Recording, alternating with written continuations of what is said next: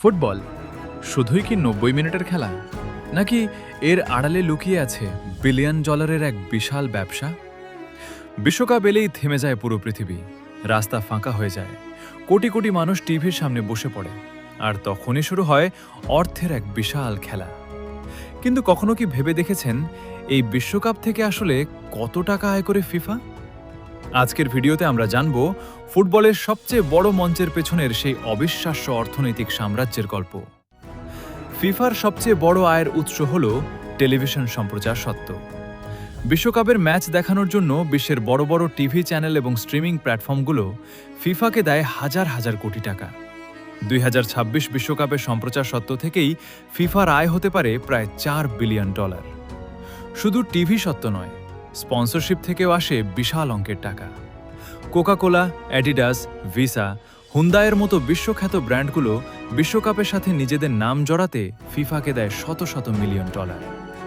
২০২৬ বিশ্বকাপে স্পন্সরশিপ থেকেই ফিফার আয় $2 থেকে $3 বিলিয়ন ছাড়িয়ে যেতে পারে।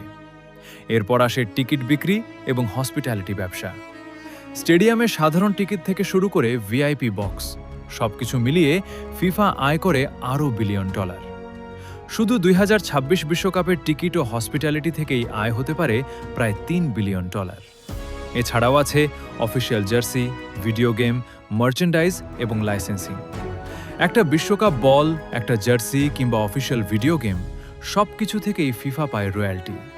সব মিলিয়ে ২০২৬ বিশ্বকাপকে ঘিরে ফিফার মোট আয় $8-9 বিলিয়ন কাছাকাছি পৌঁছাতে পারে বলে ধারণা করা হচ্ছে, অর্থাৎ বাংলাদেশি টাকায় যা কয়েক লাখ কোটি টাকারও বেশি।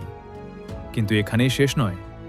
ফিফা জানিয়েছে ২০২৩ থেকে ২০২৬ পর্যন্ত পুরো ৪ বছরের চক্রে তাদের মোট আয় প্রায় $13 বিলিয়ন ছুঁতে পারে।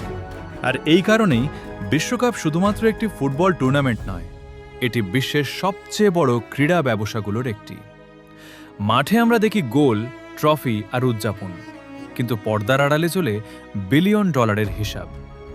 ফুটবল শুধু আবেগ নয়, এটি এখন বিশ্বের অন্যতম বড় অর্থনৈতিক শক্তিও।